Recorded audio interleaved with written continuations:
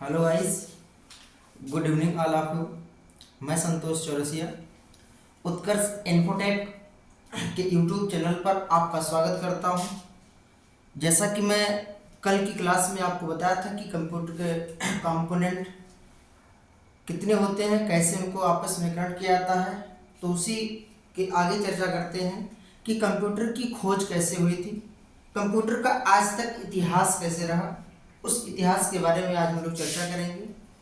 तो चर्चा करने से पहले फिर मैं आप लोगों से कहूँगा कि आप इस चैनल को अधिक से अधिक सब्सक्राइब करें और अपने दोस्तों से सब्सक्राइब करवाएं, लाइक करें, और फिर कहूँगा कि आप कॉपी और पेन उठा लें और शुरू हो जाएं हमारे साथ कंप्यूटर के इतिहास पढ़ने के लिए कि कंप्यूटर में की हिस्ट्री जो आज तक है, कैसे कैसे इसको डेवलप किया गया, किन किन कैलकुलेटिंग डिवाइसों का प्रयोग किया गया, तो उसकी चर्चा हम लोग चलते हैं, कर लेते हैं। तो सबसे पहले आप लोग देखेंगे कि कंप्यूटर की हिस्ट्री में पहला डिवाइस कौन सा आया था, उसका कार्य क्या था। तो आइए उठाइए आप लोग कॉपी और पेन, शुरू हो जाते हैं। जैसे आपसे कहा गया हिस्ट्री ऑफ कंप्यूटर, क्या कहा गया? History of computer. आप कहेंगे हिस्ट्री ऑफ कंप्यूटर। मैंने कल चर्चा कर लिया था कि ये जो कंप्यूटर आपका शब्द होता है, यहाँ से देखिएगा, पॉइंट को नोट करते चलिएगा, इसकी हिंदी क्या होती है।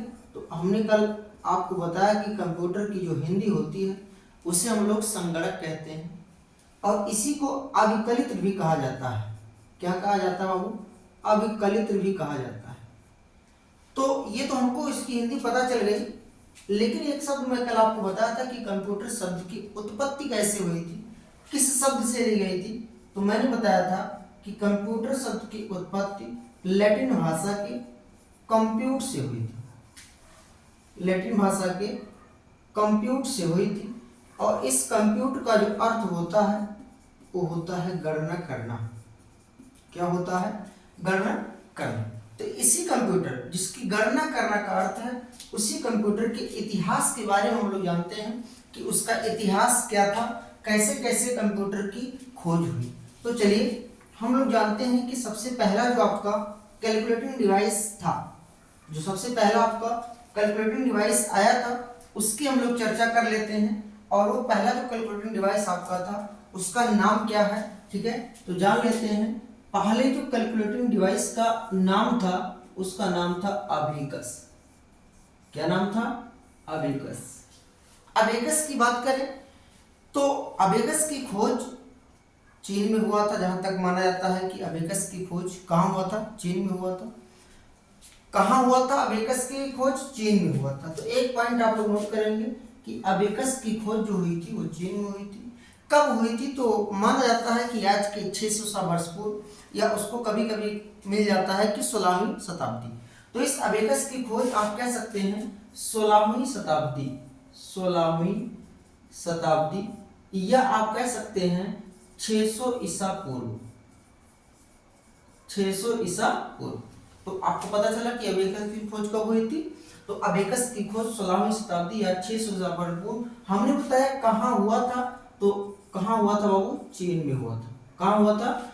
चीन में हुआ था, ठीक है। बेबीलोन, एक शब्द आपको मिलेगा यहाँ पर, बेबीलोन में। चीन में कहाँ? बेबीलोन में हुआ था। किसने किया था? तो पॉइंट नोट कर लीजिएगा, अबेकस की खोज ली काई चेन ने किया था। क्या? कौन किया था? अबेकस की खोज ली काई चेन ने किया था। तो एक पॉइंट आप नोट करिएगा कि अबेकस की खोज कहाँ हुई? 16वीं शताब्दी में। किसने किया? ली काई चेन ने किया। कहाँ किया? बेबीलोन में किया, ठीक है। और इसी को थोड़ा सा और आगे चले तो यहाँ से क्वेश्चन आपका बन जाता है कि कंप्यूटर के क्षेत्र में सबसे प्राचीन गणना करने वाला पहला यंत्र कौन सा था। तो सबसे प्राचीन गणना करने वाला क्वेश्चन आपका बनता है कि विश्व में क्या मिलता है, कि विश्व में सबसे प्राचीन गणना करने वाला यंत्र। तो आपका आंसर क्या हो जाएगा? तो सबसे प्राचीन गणना करने वाला यंत्र जो था बाबू, उसे हम लोग कहते हैं अबेकस। क्या बोलते हैं? अबेकस। तो एक लाइन में मैंने आपको बताया कि आप कॉपी पे उठा लीजिए और वहां से इस क्वेश्चन को नोट करते चलिए कि अबेकस की खोज ली काई चेन ने आज के 600 ईसा वर्ष पूर्व कहाँ किया था? चीन में किया था। और इसी को सबसे प्राचीन गणना करने वाला यंत्र माना जाता है। लेकिन यहां से क्वेश्चन इतना सा समझ में नहीं आया। अब बात आती है कि अबेकस कैसे था, उसका स्ट्रक्चर कैसे था, ढांचा कैसे था। तो हम लोग चलते हैं, चर्चा करते हैं, इसको नोट कर लीजिएगा, आगे चलते हैं। उसकी ढांचा की बात करें, अगर हम संरचना की बात करें तो उसका जो स्ट्रक्चर था, तो ध्यान रखिएगा, लकड़ी के फ्रेम का, किसके फ्रेम का? लकड़ी के फ्रेम का। तो आप कहेंगे एक आयताकार लकड़ी होती थी और उस लकड़ी में कुछ आपकी बिट लोहे की छड़े, अर्थात जिसको बोलते हैं आयरन रॉड्स। तो इस आयरन रॉड्स में कुछ बिट्स या मोतियां पिरो के लगाई जाती थी। ये जो बिट्स और मोतियां होती थी ये मूवेबल होती थी, अर्थात इसको हम ऊपर नीचे क्या कर सकते थे? खिसका सकते थे। अर्थात इसको ऊपर नीचे खिसका करके हम आसानी से नंबर को गिन सकते थे, आसानी से नंबर को क्या कर सकते थे? गिन सकते थे। जैसे अभी आप देखिए, आप लोग तो नहीं, लेकिन हमको लग रहा है कि आपके मम्मी पापा ने जरूर पढ़ा होगा, अबेकस में ना पढ़ा होगा, लेकिन पुराने जमाने में एक डिवाइस और हुआ करती थी, कुछ नए बच्चे नहीं जान रहे होंगे, लेकिन जो पुराने लोग हैं उनको पता होगा। ये गांव में एक प्राइमरी स्कूल हुआ करता था और वहां पर एक डिवाइस जो हुआ करती थी लकड़ी की बनी होती थी, जिसको हम लोग गांव में तख्ती बोलते थे, कहीं कहीं इसको पटरा भी बोला जाता था। ठीक है, तो ये तख्ती आपकी हुआ करती थी, ये लकड़ी की बनी होती थी। तो इसमें क्या होता था, कालिक से इसको काला करके और खड़िया मिट्टी, अर्थात आप कहेंगे बुझे हुए चूने से लिखा जाता था। तो ये तो आपका लकड़ी का तख्ती हुआ करता था। तो उस समय जो आपके गुरु होते थे वो आपसे बोलते थे कि मिट्टी की गोलियां बना के लाया करो। क्या बना के लाया करो? गोली की मिट्टियां बना के लाया करो। और उस गोली की मिट्टियों को, जैसे सर ने आपके कहा, गिनती आपको काउंट करना है। जैसे सर ने आपको कहा था, वो हिंदी में ऐसे कुछ लिखा करते थे, 9 जोड़ 5। तो जब 9 जोड़ 5 करते थे तो ये 14 बन जाता था। ठीक है, लेकिन आजकल इन सब का जमाना क्या हो गया, धीरे धीरे टेक्नोलॉजी क्या हो गई, खत्म हो गई। उसी में क्या होता था, अबेकस। अब अबेकस से क्या करते थे, 1 2 3 4 5 बिट्स को नीचे खिसका लेते थे और फिर 9 बिट्स को और खिसका लेते थे, 1 2 3 4 5 6 7 8 9। इन दोनों को खिसकाने के बाद आपस में क्या करते थे, इनको जोड़ कर लेते थे। तो ये अबेकस क्या था, तो अबेकस से छोटे छोटे बच्चों को गिनती सिखाना और साथ साथ उसको जोड़ने और घटाने की क्रिया को बताया जाता था। तो आप कह सकते हैं कि अबेकस क्या था, तो अबेकस एक लकड़ी के फ्रेम का बना, आयताकार फ्रेम का बना हुआ एक डिवाइस था, जिसकी सहायता से छोटे छोटे बच्चों को गिनती सिखाई जाती थी। अबेकस की खोज कहाँ हुई थी, तो हमने आपको अभी लिख के बताया कि अबेकस की खोज चीन में हुआ था। कहाँ हुआ था? बेबीलोन में हुआ था। किसने किया था, तो फिर मैं लिख देता हूं, ली काई चेन ने किया था। याद हो गया होगा आपको, ली काई चेन ने किया था। ठीक है, आगे चलते हैं। टेक्नोलॉजी आपकी और आगे बढ़ती गई और डिवाइसें आपकी और नए नए आने लगी। तो आप लोग नोट कर लीजिएगा अबेकस को, और इसके आगे हम लोग चलते हैं। और दूसरी डिवाइस जो आपकी आई थी, पॉइंट को नोट कर लीजिएगा। चलिए आगे चल लेते हैं। तो जो दूसरी डिवाइस हमारी आई थी, उस डिवाइस का नाम था बाबू नेपियर्स बोन। क्या नाम था? Napier's bone. दूसरी जो डिवाइस आपकी थी उसका नाम था नेपियर्स बोन। ध्यान रखिएगा, नेपियर्स बोन्स। अब इसके देखिए नाम से आप जान गए होंगे, एक पद आपका लिखा है, एक शब्द आपका लिखा है नेपियर्स और एक लिखा आपका बोन्स। आपको पता है कि बोन्स मीन्स होता क्या है, तो बोन्स मीन्स आपकी होती है, आप सबको पता, हड्डी होती है। ठीक है, तो एक समय ऐसा हुआ करता था कि जब हमारे यहाँ की जानवर जो हुआ करते थे, इनको हम लोग ऐसे खुले मैदानों में थे, मर जाने के बाद क्या करते थे, उनको खुले मैदानों में छोड़ देते थे, फेंक देते थे। तो वहां से क्या होता था, उनके मांस को जानवर क्या करते थे, पक्षियां खा लेती थी और हड्डी हड्डी उसके क्या होते थे, बचे होते थे। तो ये जो आपके वैज्ञानिक थे, ये आपके थे वैज्ञानिक स्कॉटलैंड के। कहाँ के थे? स्कॉटलैंड के। तो आप कह सकते हो कि ये स्कॉटलैंड के एक वैज्ञानिक थे जिनका नाम था जॉन नेपियर। जिनका नाम क्या था? John Napier. स्कॉटलैंड के क्या थे ये? वैज्ञानिक थे, साइंटिस्ट थे, जिन्होंने क्या किया था, इस नेपियर्स बोन की खोज की थी। और उनका नाम क्या था, तो आप कहेंगे जॉन नेपियर। John Napier's. तो इस नेपियर्स बोन नामक डिवाइस की खोज स्कॉटलैंड के वैज्ञानिक जॉन नेपियर ने कब किया था? तो उसका डेट लिख लीजिएगा 1617 ईस्वी में। नोट करिए पॉइंट को कि जॉन नेपियर ने 1617 ईस्वी में नेपियर्स बोन्स नामक डिवाइस की खोज कर दी।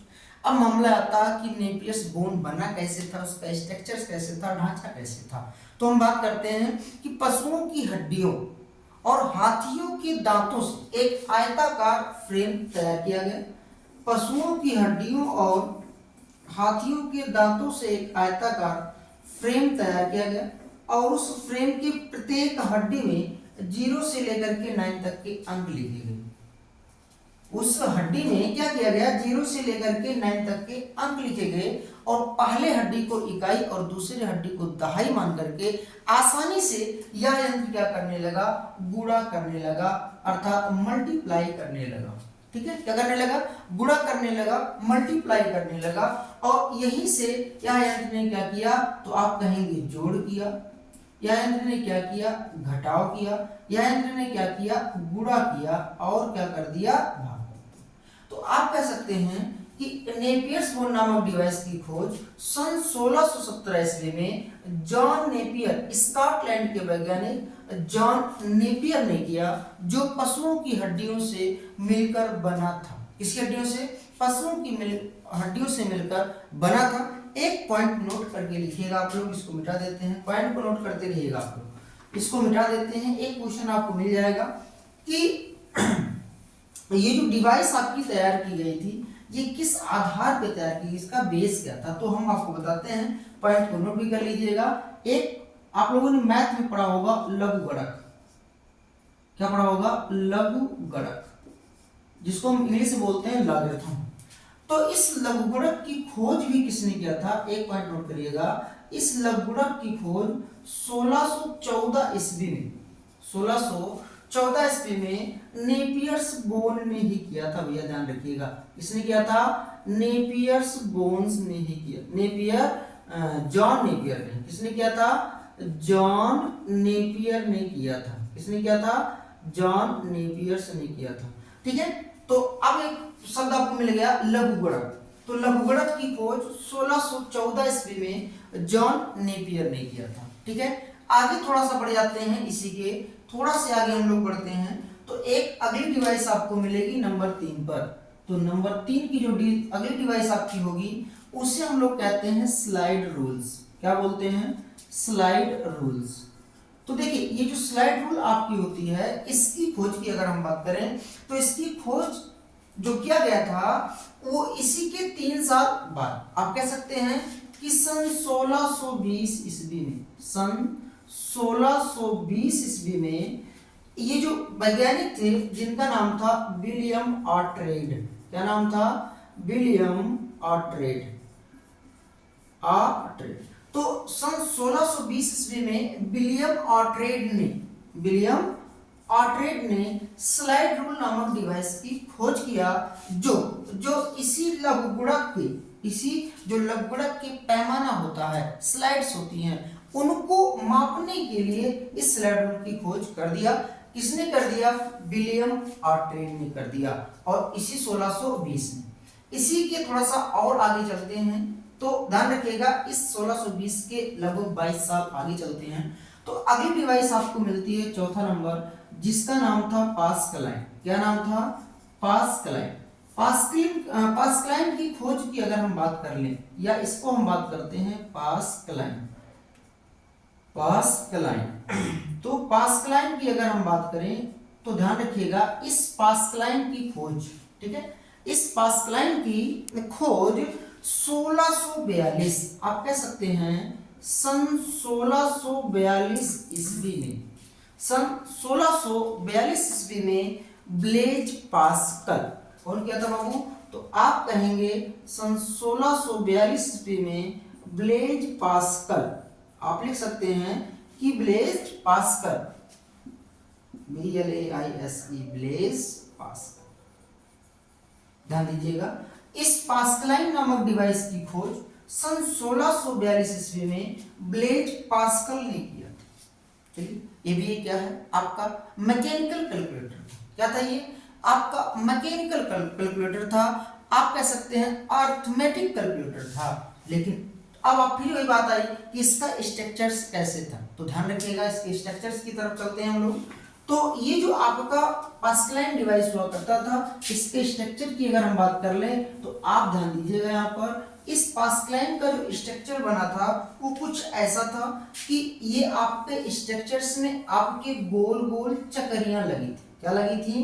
गोल गोल चक्रियां लगी थी, या आप यूं कह सकते हैं कि पुराने टेलीफोन की तरह, पुराने टेलीफोन की तरह नंबर डायलर अर्थात 0 1 2 3 4 5 6 7 8 9 ऐसे 0 से लेकर के 9 तक के आपके अंक लिखे होते थे। ठीक है, अब आप कहेंगे पुराने टेलीफोन, तो जो भैया पुराने टेलीफोन को नहीं देखे होंगे वो मैं उनसे कहूंगा कि आप एक मूवी आई थी गदर, और गदर एक क्या है प्रेम कथा। तो उस गदर में क्या होता है, हिंदुस्तान और पाकिस्तान में क्या होता है, आपस में लड़ाई होती है, और हीरोइन का नाम क्या है सकीना, सबको जिसे कहा जाता है, वो लड़ाई में क्या होती है, छूट जाती हैं ट्रेन से, और ट्रेन से छूटने के बाद वो इंडिया जाती हैं। और जब इंडिया से उन्होंने क्या किया था, फोन किया था, तो उनकी मम्मी ने फोन उठाया, और फोन उठाने के बाद अमरीश पुरी जो उसमें खलनायक हुआ करते हैं पाकिस्तान के थे, उन्होंने उनको उनके पास क्या किया, सबको सकीना ने क्या किया, फोन किया, उसी नंबर से किया था, नंबर को घुमा करके डायल करने वाला, जिसे क्या कहते हैं पुराने टेलीफोन में नंबर को दबाकर घुमाने वाला डायलर लगा हुआ। तो उसी से जाकर के देखिएगा वहां सकीना ने क्या किया, पाकिस्तान जब फोन किया तो सक्कू, उनकी मम्मी उठाती है फोन और कहती है जी सुनते हो, सक्कू का फोन आया। किसका फोन आया? सक्कू का फोन आया। तो उसी टेलीफोन की तरह गोल गोल क्या लगे थे बाबू, डायलर लगे थे या चक्रियां लगी थी। ठीक है, क्या लगे थे, गोल गोल डायलर या चक्रियां लगी थी, जिसकी सहायता से हम नंबर्स को क्या करते थे, जोड़ने और घटाने का काम करते थे। नंबर को क्या करते थे, जोड़ने और घटाने का काम करते थे। अब इसी को हम मैकेनिकल मशीन के नाम से भी तो जानते हैं, लेकिन इसका जो मुख्य नाम है, इसी को हम एडिंग मशीन के नाम से भी जानते हैं। ध्यान रखिएगा, यही आपकी पहला आप लिख सकते हो क्वेश्चन बना करके कि पहला एडिंग, पहला आप ऐसे कर दो कि पहला mechanical adding machine, mechanical adding machine.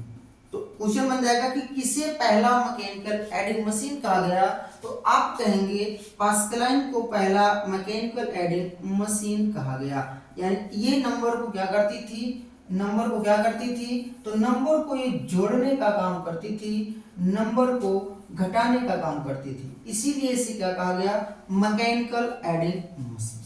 तो आप लोग समझे कि पास्कलाइन की खोज किसने किया, तो आप कहेंगे पास्कलाइन की खोज सन 1642 ईस्वी में ब्लेज पास्कल ने किया। यह डिवाइस हुआ करती थी, ये आपके डिवाइस में पुराने टेलीफोन की तरह नंबर डायलर लगे होते थे, जिसकी सहायता से हम नंबर को दबाकर घुमाकर जोड़ने और घटाने का कार्य किया करते थे।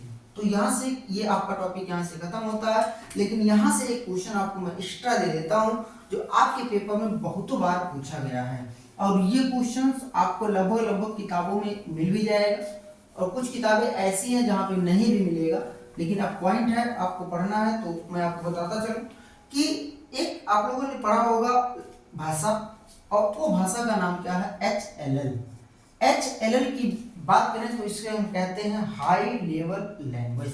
क्या बोलते हैं, high level language, high level language. और वो जो हाई लेवल लैंग्वेज आपकी होती है, उच्च स्तरीय भाषा जो आपकी होती है, हिंदी में क्या कहते हैं उसको, उच्च स्तरीय भाषा। और उस उच्च स्तरीय भाषा का नाम क्या है बाबू, तो मैं आपको बता दूं पास्कल। क्या नाम है, पास्कल। तो क्वेश्चन क्या बनता है कि पास्कल एक उच्च स्तरीय भाषा है, पास्कल क्या है, एक उच्च स्तरीय भाषा है। इस पास्कल भाषा का नाम पूछता है, पास्कल भाषा का नाम किस वैज्ञानिक के नाम पर पड़ा। पहला क्वेश्चन, पास्कल भाषा का नाम किस वैज्ञानिक के नाम पर पड़ा, तो आपका आंसर होना चाहिए ब्लेज पास्कल। किसके नाम पर पड़ा, ब्लेज पास्कल के नाम पर पड़ा। ठीक है, आप कह सकते हैं पास्कल एक उच्च स्तरीय भाषा है। पास्कल का नाम ब्लेज पास्कल, पास्कल भाषा का नाम ब्लेज पास्कल के नाम पर पड़ा। लेकिन यहाँ पर फिर क्वेश्चन ये बन जाता है कि पास्कल अगर भाषा है, इसका नाम ब्लेज पास्कल के नाम पर पड़ा, तो इस पास्कल भाषा की खोज किसने किया था? तो ध्यान रखिएगा, इस पास्कल भाषा की खोज, यहाँ पर क्वेश्चन पॉइंट नोट करिएगा, पास्कल लैंग्वेज की खोज, पास्कल भाषा की खोज, ध्यान रखिएगा, सन 1970 ईस्वी में, 1970 ईस्वी में एक वैज्ञानिक थे जिनका नाम था निकोलस, कहीं आपको निकोलस भी मिलेगा, तो निकोलस वर्थ ने किया था। किसने किया था? पास्कल भाषा की खोज सन 1970 ईस्वी में, 1970 ईस्वी में निकोलस वर्थ ने किया था। ठीक है, तो आपका यहाँ से 1642 डिवाइस खत्म होती है। थोड़ा सा और आगे हम लोग चलते हैं, अभी आपका कैलकुलेटिंग डिवाइस ही चल रही है, आगे हम लोग चल लेते हैं। अगली जो डिवाइस आपको मिलेगी उस डिवाइस का नाम क्या था? तो 1642 के आगे थोड़ा सा हम लोग आगे बढ़ते हैं, तो अगला डिवाइस आपका आता है इन 1671, अर्थात आप कह सकते हो Lebanese calculator, Lebanese calculator, Lebanese calculator. तो आप कहोगे ये क्या था? तो ये भी एक क्या था? कैलकुलेटिंग डिवाइस था, जिसकी खोज आप कहेंगे तो लिख सकते हो सन 1671 ईस्वी में गॉटफ्रेड वान, आप कह सकते हो गॉटफ्रेड वान लेबनीज ने किया था, गॉटफ्रेड वान लेबनीज ने किया था। किसने किया था? तो आप कहेंगे गॉटफ्रेड वान लेबनीज ने किया था सन 1671 ईस्वी में। यह जो आपका डिवाइस था, ये पुराने गाड़ियों में लगे स्पीडोमीटर, जो उसकी स्पीड को बताता था, स्पीडोमीटर के सिद्धांत पर यह डिवाइस कार्य करता था। इसी के थोड़ा सा और चलें तो अब आपका दौर थोड़ा सा क्या हो जाता है? लंबा हो जाता है, क्योंकि हम लोग 1671 ईस्वी के आगे थोड़ा चलते कहाँ हैं? तो 1671 ईस्वी के आगे हम लोग चल जाते हैं जैकार्ड लूम के पास। तो ध्यान रखिएगा, एक डिवाइस आपको मिली थी जैकार्ड लूम, ध्यान देखिएगा, जहां भी बात आएगी लूम की, किसकी बात आएगी? लूम की, तो समझ लीजिएगा वो संबंध किससे रखता है? लूम कपड़े से रखता है। किससे रखता है? कपड़े से रखता है। लूम की बात करें, जैकार्ड लूम की बात करें, तो इसकी खोज किसने किया था? पहले इसको जान लेते हैं। तो आप लिख सकते हो कि सन 1801 ईस्वी में, 1801 ईस्वी में जो डिवाइस आपकी आई थी, जिसे हम लोग कहते हैं जैकार्ड लूम,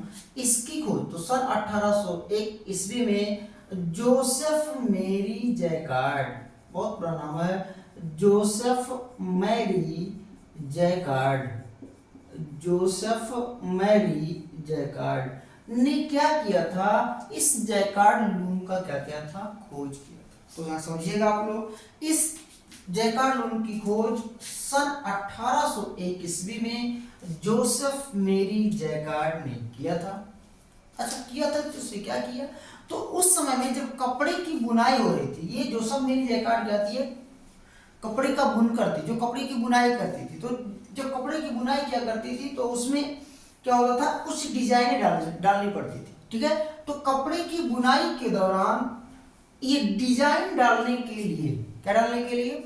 डिजाइन डालने के लिए उन्होंने क्या किया? छिद्रित कार्ड, ध्यान दीजिएगा, यहां लिखा गया छिद्रित कार्ड, जिसे हम लोग कहते हैं, लकड़ी का कार्ड भी हुआ करता था, तो छिद्रित कार्ड जिसे हम लोग कहते थे पंच कार्ड। तो इन्होंने किसका प्रयोग किया?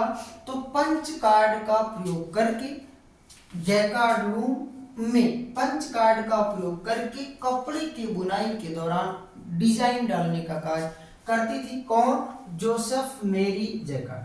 अब देखिए, फिर यहां से एक क्वेश्चन बन गया। क्वेश्चन ये आपका ईपीएससी में आया हुआ क्वेश्चन है।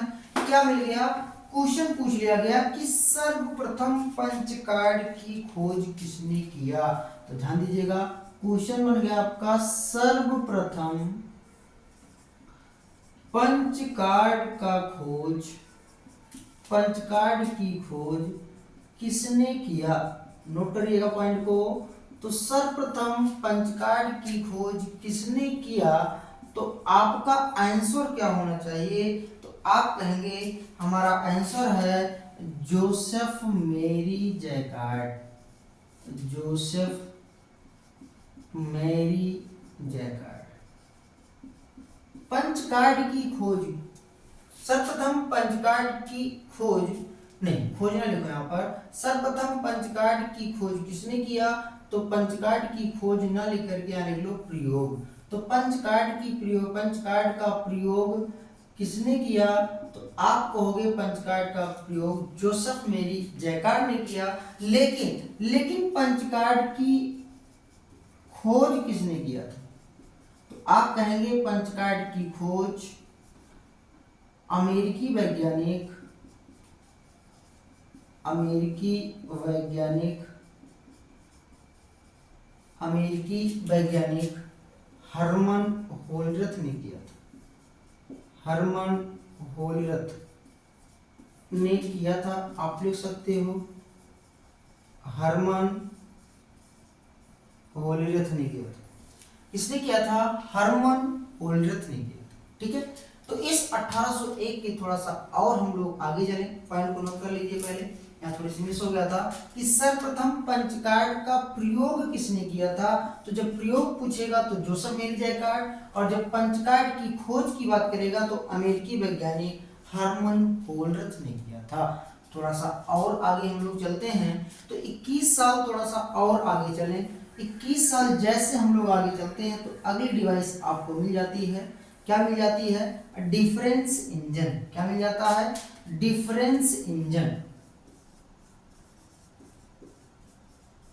Difference engine. ध्यान दीजिएगा, डिफरेंस इंजन की बात करें, डिफरेंस इंजन की बात करें तो डिफरेंस इंजन की जो खोज हुई थी उसकी खोज सन 1822, आप लिख सकते हैं सन 1822 ईस्वी में चार्ल्स वेबेज ने किया था। किसने किया था? चार्ल्स वेबेज ने किया था। तो डिफरेंस इंजन की खोज किसने किया? तो आप कहेंगे सन 1822 ईस्वी में चार्ल्स वेबेज ने डिफरेंस इंजन की खोज किया। और यह डिफरेंस इंजन जो था वो भाप की सहायता से चलता था। किसकी सहायता से? तो आप कहेंगे भाप की सहायता से चलता था, भाप की सहायता से चलता था। तथा अगर बात की जाए तो बीज गणितीय फलन, बीज गणितीय फलन के दशमलव 20 स्थान तक, दशमलव के 20 स्थान तक आसानी से गणना करने में सक्षम था। आसानी से गणना करने में क्या था? सक्षम था। कौन? आपका डिफरेंस इंजन। लेकिन कुछ समय बाद चार्ल्स बेबेज के द्वारा डेवलप किया गया यह इंजन फ्लॉप हो गया। ठीक है, फ्लॉप क्या हुआ कि थोड़ा सा टेक्नोलॉजी आपकी नहीं आने लगी, तो ये थोड़ा सा फ्लॉप हो गया। तो उसी दौरान चार्ल्स बेबेज ने क्या किया? खुद दूसरे एक इंजन की तरफ बढ़े, और उसका नाम क्या था? तो आप कहेंगे एनालिटिकल इंजन। क्या नाम था? एनालिटिकल इंजन, जिसे हम इंग्लिश में क्या लिखेंगे? Analytical engine. तो इस एनालिटिकल इंजन की अगर हम बात करें तो इस एनालिटिकल इंजन की खोज का श्रेय किसे जाता है? तो आप कहेंगे इस एनालिटिकल इंजन की खोज का श्रेय भी चार्ल्स बेबेज को जाता है। किसे जाता है? इस एनालिटिकल इंजन की खोज का श्रेय किसे जाता है? तो आप कहेंगे चार्ल्स बेबेज को जाता है। लेकिन कब जाता है? तो आप लिख सकते हैं सन 1833 से लेकर के। ध्यान दीजिएगा, क्योंकि एक दिन में कोई डिवाइस बनकर तैयार नहीं होती है, उसमें भी क्या होता है? समय लगता है, नई नई टेक्नोलॉजीज आती रहती है, उसमें जोड़ना पड़ता है। तो एनालिटिकल इंजन की खोज सन 1833 से लेकर के 1842, अर्थात आप कह सकते हैं संपूर्ण रूप से यह एनालिटिकल इंजन कब बनकर तैयार हुआ? तो संपूर्ण रूप से यह एनालिटिकल 1842 में तैयार हुआ। कब तैयार हुआ? 1842 में तैयार हुआ। तो आप कह सकते हैं एनालिटिकल इंजन की खोज सन 1833 से लेकर 1842 के बीच में किसने किया? तो वैज्ञानिक का नाम था चार्ल्स बेबेज। क्या नाम था? Charles Babbage. तो चार्ल्स बेबेज ने क्या किया? डिफरेंस इंजन की भी खोज किया। और चार्ल्स बेबेज ने क्या किया? तो यह आपने चार्ल्स बेबेज ने क्या किया? एनालिटिकल इंजन की भी खोज कर दिया। लेकिन इसे हम लोग क्या कहते हैं? तो इसे हम विश्व का पहला जनरल पर्पस, इसे हम विश्व का क्या कहते हैं? तो आप कहेंगे विश्व का पहला general purpose, general purpose computer के नाम से जानते हैं। किसके नाम से जानते हैं? जनरल पर्पस कंप्यूटर के नाम से जानते हैं। किसने? एनालिटिकल इंजन को। लेकिन यहाँ पर भी कुछ और ट्विस्ट है, इस आगे थोड़ा सा तो देखते हैं क्या ट्विस्ट है। तो देखिए आप, एनालिटिकल इंजन की खोज होगी, ठीक है, लेकिन इस एनालिटिकल इंजन, ठीक है, इस एनालिटिकल इंजन की हम बात करें तो यही एक पहला ऐसा कंप्यूटर है जिसे हम फर्स्ट प्रोग्रामिंग कंप्यूटर के नाम से भी जान सकते हैं। फर्स्ट इनपुट और इंस्ट्रक्शन सेट कंप्यूटर के नाम से जान सकते हैं। क्यों? क्योंकि एनालिटिकल इंजन का, ध्यान दीजिएगा, आप पॉइंट समझना है, एनालिटिकल इंजन के प्रमुख 5 भाग थे। प्रमुख 5 क्या थे? भाग थे। पहला क्या था? इनपुट। दूसरा क्या था? आउटपुट। और तीसरा क्या था? तो आप कहेंगे मिल। चौथा क्या था? तो आप कहेंगे प्रोसेस। और पांचवा क्या था? तो आप कहेंगे कंट्रोल। यही इसके क्या है? 5 भाग है, ठीक है। अब आप कहेंगे इनपुट, क्योंकि यहीं से आपका डेटा इनपुट होना चालू हो गया। अर्थात जब आप डेटा को इनपुट करेंगे तो वह डेटा जाएगा कहाँ? वह डेटा जाएगा प्रोसेस होने, और प्रोसेस होने के बाद डेटा आएगा कैसे? तो आप कहेंगे डेटा आएगा आउटपुट के रूप में, ठीक है। तो यही आपका एनालिटिकल इंजन जो आपका था, या डेटा को इनपुट लेने लगा, आउटपुट। मिल की बात करें तो कंप्यूटर की यह एक यूनिट होती है, इकाई होती है, ध्यान दीजिएगा। और प्रोसेस, डेटा को प्रोसेस करना, कंट्रोलिंग, जो भी डिवाइसेस आपके हैं उनको कंट्रोल करना। तो ये सारी चीजें आपकी एनालिटिकल इंजन में हुआ करती थी। इस एनालिटिकल इंजन में अगर हम बात करें इंस्ट्रक्शन सेट, INS, इंस्ट्रक्शंस, अगर हम सेट की बात करें, कोडिंग की बात करें, ध्यान दीजिएगा, क्योंकि जब तक आप किसी डेटा को इनपुट करोगे तो जाहिर सी बात है वो इंस्ट्रक्शन सेट होगा, कोडिंग होगा, या उसे आप कह सकते हो कोई प्रोग्राम होगा। तो ये आपका जो इंस्ट्रक्शन सेट था, ठीक है, यह जो आपका यह प्रोग्रामिंग था, इसकी अगर हम बात कर लें तो आप कह सकते हैं प्रसिद्ध कवि एक थे आपके, कौन? प्रसिद्ध कवि थे, और उस कवि का नाम क्या था? तो आप कहेंगे लॉर्ड, क्या नाम था बाबू? तो आप कहेंगे लॉर्ड वायरन। क्या नाम था? लॉर्ड वायरन, ठीक है।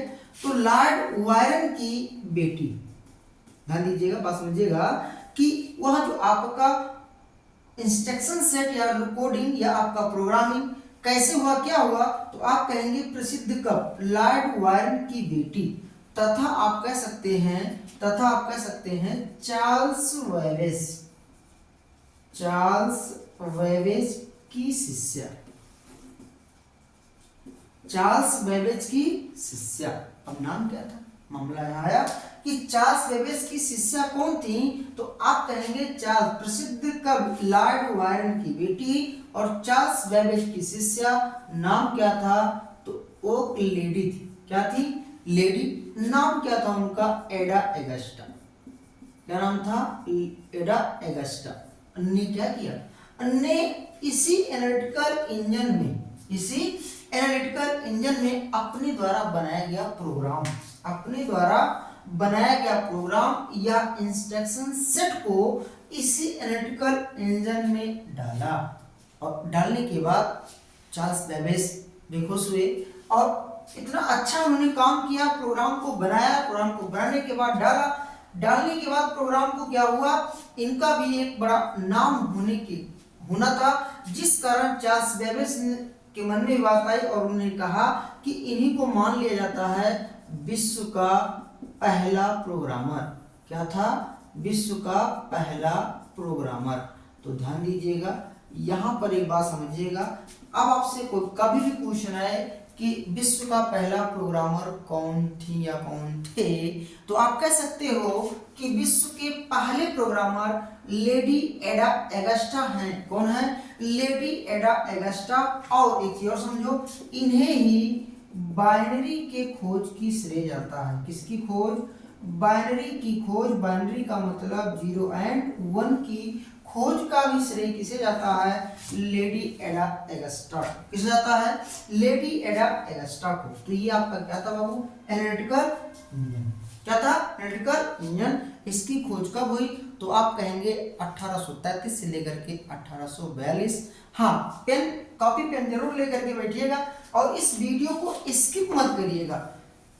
मैं आपको बता दूं, एक एक पॉइंट में हमारे क्वेश्चन है और एक एक पॉइंट, चाहे आप दिल्ली पुलिस दे रहे हो, चाहे आप एसएससी दे रहे हो, क्योंकि आपको पता है एसएससी मेंस में भी कंप्यूटर आने लगे हैं, यूपीपीसीएल टीजी2 दे रहे हो या कोई भी आप अदर वन डे एग्जाम, किसी भी एग्जाम्स में अगर क्वेश्चन आपके पूछे जा रहे हैं तो ध्यान रखिएगा, हिस्ट्री ऑफ कंप्यूटर से एक क्वेश्चन 2 क्वेश्चन आना अनिवार्य है। इसलिए आपसे कहेंगे हम कि आप लोग कॉपी और पेन लेकर के बैठे। ठीक है, अगला डिवाइस आपका आता क्या है? तो अगला डिवाइस आपको मिल जाएगा टैबुलेटिंग मशीन। क्या मिल जाएगा? Tabulating machine. बहुत अच्छा मशीन आ गया आपके सामने, टैबुलेटिंग मशीन। चलिए टैबुलेटिंग मशीन की चर्चा कर लेते हैं। तो आप कहेंगे कि टैबुलेटिंग मशीन क्या थी? तो ध्यान रखिएगा, किसकी खोज कहाँ हुई? तो आप कहेंगे कि सन 1890। बाबू ध्यान दीजिएगा, सन 1890 में अमेरिका के वैज्ञानिक, कहाँ के वैज्ञानिक? अमेरिका के वैज्ञानिक। कौन? तो आप कहेंगे अमेरिका के वैज्ञानिक हरमन होलरथ। हरमन होलरथ। तो आप कहेंगे इस टैबुलेटिंग मशीन की खोज सन 1890 ईस्वी में अमेरिका के वैज्ञानिक हरमन होलरथ ने किया था। हरमन क्या किया था? होलरथ ने किया था। क्यों किया था? इसके भी रीजन कुछ लोग बताते हैं कि अमेरिका में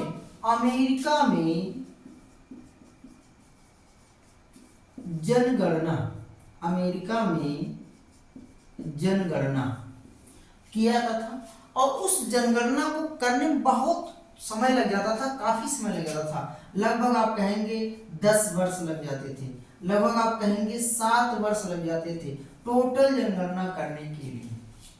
उस चीज को देखते हुए अमेरिकी वैज्ञानिक हरमन होलरथ ने क्या किया? इस टैबुलेटिंग मशीन की खोज करी और टैबुलेटिंग मशीन की खोज करने के बाद जैसे इन्होंने खोज किया और इसका प्रयोग कहाँ किया गया?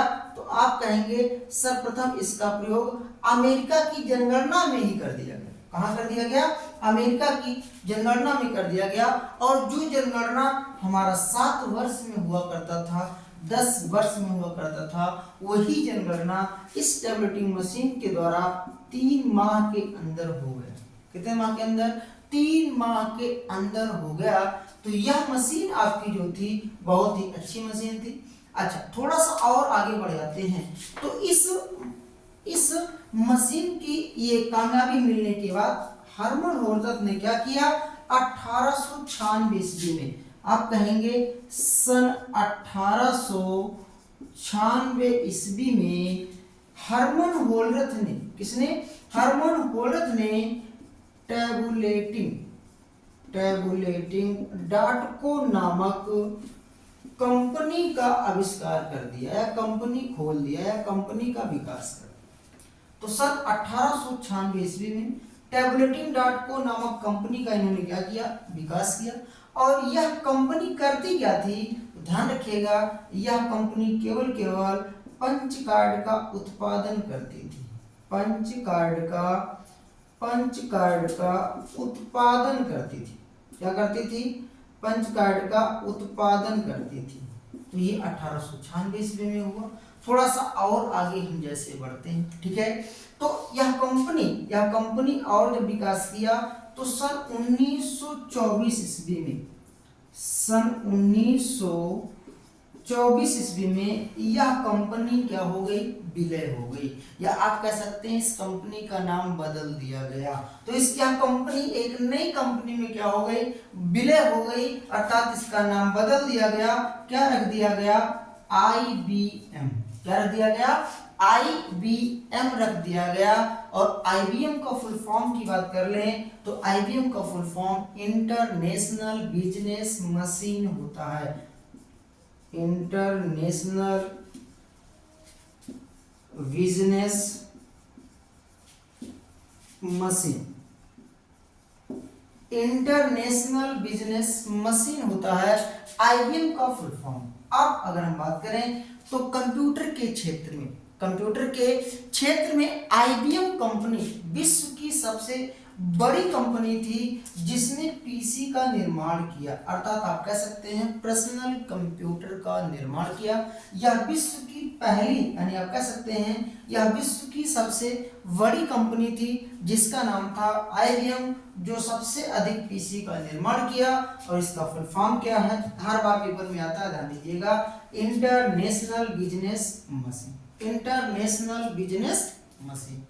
तो चलिए थोड़ा सा और आगे बढ़ जाते हैं, 3-4 पॉइंट और उसको भी देख लेते हैं। वीडियो थोड़ी हमारी बड़ी हो जाती है, आप लोग वीडियो को स्किप मत करिएगा। वीडियो बड़ा बनाने का मेरा कोई वो नहीं है कि हम वीडियो बड़ा बनाते हैं, बट ये है कि तो मैटर ही इतने हैं, टॉपिक ही इतने हैं, ठीक है। समझाने में इतना समय लग जाता है कि हाँ वीडियो आपकी बड़ी हो जाती है। तो उसके लिए आप लोग धैर्य रखिएगा। आगे चल लेते हैं। तो अगली डिवाइस आपको मिलती है मार्क फर्स्ट। क्या मिलता है? मार्क फर्स्ट, जिसे हम कहते हैं मार्क 1, ठीक है। अब आप बात करेंगे मार्क 1 की खोज किसने किया, कैसे किया। तो ध्यान रखिएगा मार्क 1 की खोज अमेरिका की एक यूनिवर्सिटी है जिसका नाम है हार्वर्ड यूनिवर्सिटी। हार्वर्ड यूनिवर्सिटी के कुछ वैज्ञानिक थे और IBM के कुछ वैज्ञानिक थे, दोनों ने मिल करके क्या किया? प्रथम पूर्ण विद्युत। आपकी बात करें तो देखिए इसको कैसे कहा गया। तो सन 1937 ईस्वी में किसकी सहायता से मैंने बताया? तो ये आपकी हार्वर्ड एक क्या थी? यूनिवर्सिटी थी। उस यूनिवर्सिटी के क्या थे? कुछ इंजीनियर्स थे जो इस पर काम करना चाहते थे, ठीक है। तो हार्वर्ड यूनिवर्सिटी के जो भी इंजीनियर्स थे वो जाके मिलते हैं IBM के इंजीनियर से, और दोनों लोग मिल करके क्या करते हैं? इस कंप्यूटर का क्या कर देते हैं? निर्माण कर देते हैं। कैसे करते हैं चर्चा करते हैं। आइए, सन 1937 ईस्वी में IBM कंपनी की सहायता से, कौन सी कंपनी? IBM कंपनी की सहायता से हार्वर्ड के वैज्ञानिक, अर्थात आप कह सकते हैं हार्वर्ड एकेन,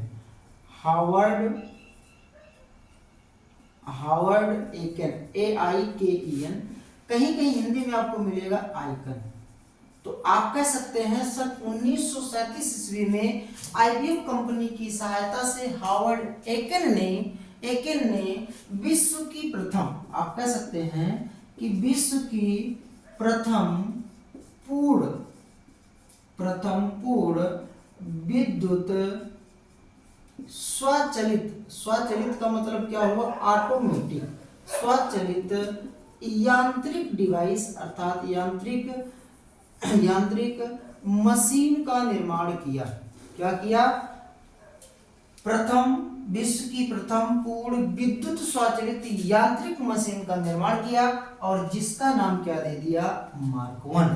तो एक लाइन फिर से आप समझिए कि सन 1937 ईस्वी में IBM कंपनी की सहायता से हार्वर्ड एकेन ने विश्व की प्रथम पूर्ण विद्युत स्वचालित यांत्रिक मशीन का निर्माण कर दिया, ठीक है। थोड़ा सा इसके और आगे चलते हैं। तो अगला कंप्यूटर आपको मिल जाता है 1939 में, जिसका नाम था ABC।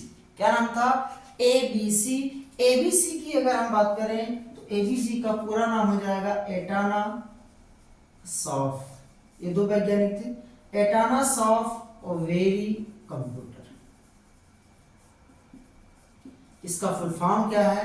एटानासॉफ very computer. और इस एटानासॉफ वेरी कंप्यूटर की बात करें तो सन 1939 ईस्वी में जॉन एटानासॉफ, आप कह सकते हैं जॉन एटानासॉफ एंड किलफोर्ड वेरी, कौन? किलफोर्ड वेरी ने मिल करके प्रथम कैलकुलेटर है, प्रथम कंप्यूटर अर्थात आप कह सकते हैं एबीसी का निर्माण किया।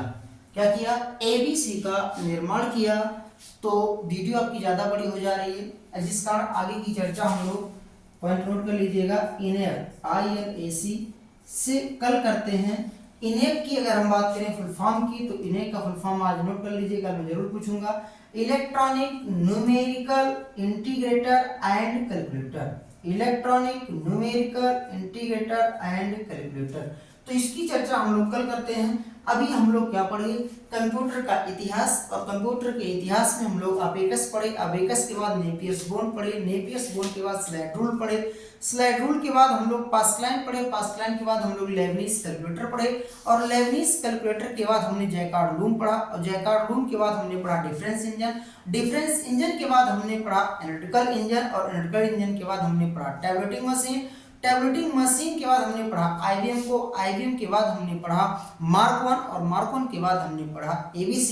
तो बाकी की क्लास आपको मिलते हैं कल। हाँ, एक बार चलते चलते और कहते हैं कि आप इस चैनल को सब्सक्राइब करिए और अपने दोस्तों को बोलिए कि वो भी सब्सक्राइब करें, लाइक करें और शेयर करें। ठीक है, थैंक यू क्लास, बाकी मिलते हैं कल।